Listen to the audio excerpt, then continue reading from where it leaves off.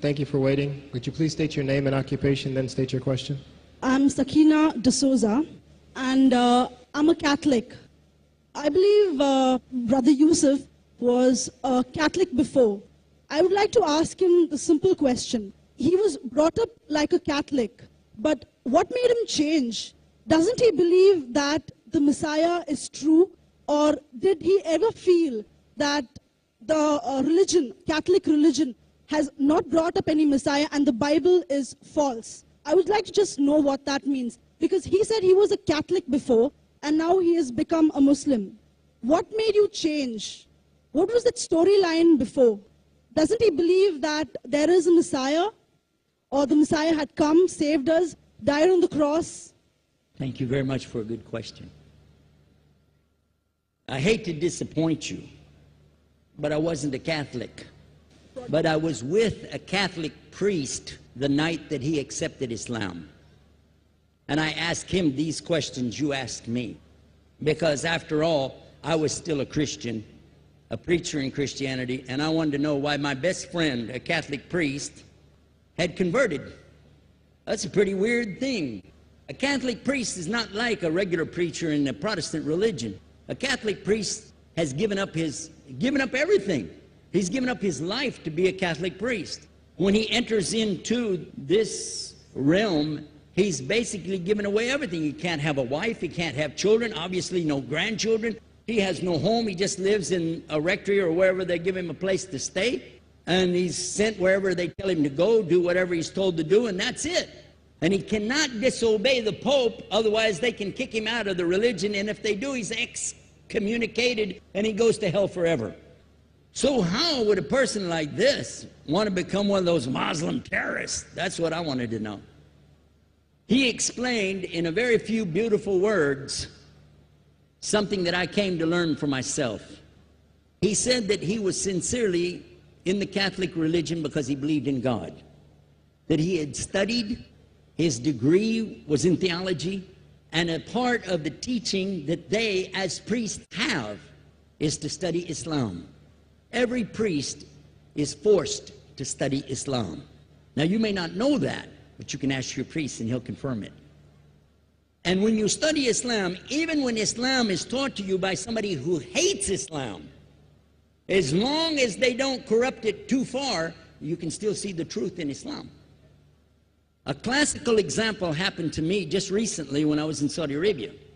A friend of mine, very old copy of one of the first Qurans ever translated to English by George Sale.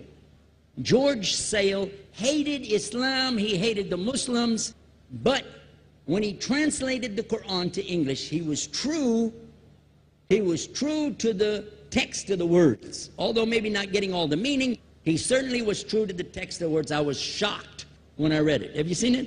You know what I'm talking about? Amazing.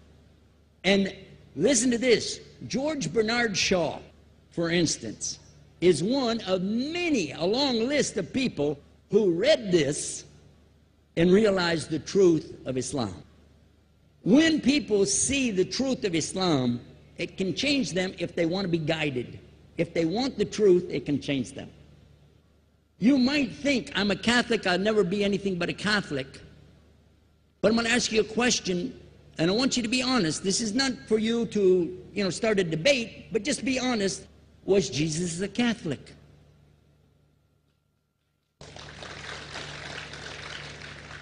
And it's not open to debate, so there's no point in opening that up, because you know and I know he wasn't. The Catholic Church was in business about 300 years before Jesus was born. It's on their website. Don't go like this. It's on their website. That's where I took it from. The Catholic Church was really started in Rome by Alexander the Great. Do you know what the word Catholic means? It means universal. It was the universal church for the Roman Empire. If you didn't join it, you could not be a Roman citizen. And it was opposed to the teachings of Judaism and opposed to the teachings of the early Christians for more than 200 and some years. And they were diametrically opposed to each other to the extent that it was the Romans killing the early Christians.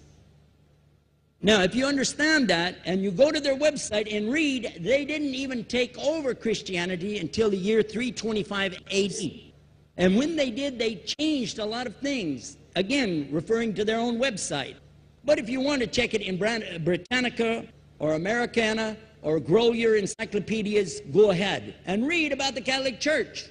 When, in August of 325 AD, at the Nicaea Council, they took over, first thing they said was, let's change the date of the birth of Jesus to be the same date as that of Mithras, which was the god, one of the gods worshipped there, and also the sun god's birthday was the same day, December the 25th, believing it to be the shortest day of the year.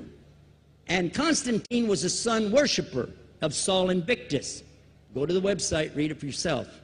There are a lot of points, but not the least of which, even today, if you go in any Catholic church, and I have, you'll see so many portraits and statues and idols and images throughout the whole place, that for the one who's never experienced that, for a Muslim who knows about these images, he'll be like, whoa, a'udhu billah. Whoa, what's this? The first time I walked in a Catholic church, I was about 10 years old. I was shocked. I was shocked at the idols and statues everywhere, because in the Protestant religion, we were brought up to believe that the second commandment was just as important as the first commandment. The first commandment in the Bible, in Exodus, is the same as the first commandment in the book of Deuteronomy. It says, I am the Lord your God that brought you out of the land of Egypt in the house of bondage. You know no other God beside me. Beside me there's no other gods. Thou shalt not have any other gods beside me. How many in this room agree with that commandment? Raise your hand. You notice the Muslims are raising their hand, because it means Ashhadu an la ilaha illallah. That's the first commandment for us as well. The second commandment you have clearly says, thou shalt not make any idol, any graven image of anything that creeps upon the earth, swims in the sea beneath, or flies in the air above.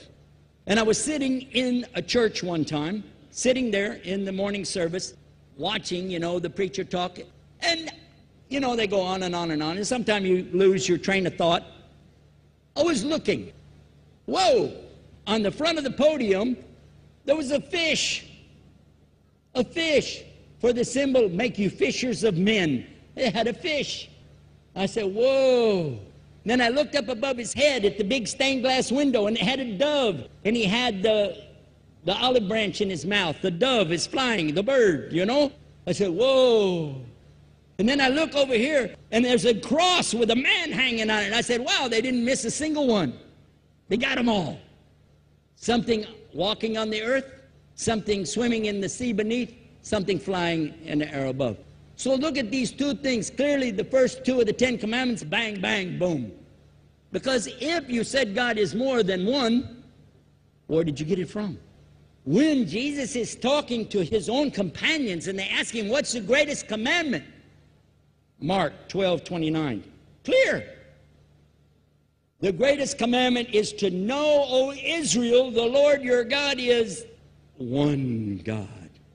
And you have to love him with all your heart and all your mind and all your strength. And this is no different from what Prophet Muhammad ﷺ was saying, the same thing to his people. Same thing I mentioned in the lecture. This is certainly for us the same. So what you see is Muslims practicing the commandments, and you see people claiming the commandments but practicing something else. And I have seen more converts from the Catholic Church than any other of the many sects of Christianity, and especially from the nuns, priests, and even an archbishop. And all of them are better than me. Those guys and women that I see do this, they still sacrifice their whole life to get the true message of Islam, not only to you, but to Muslims as well, because we all need to know about it. But thanks for a great question.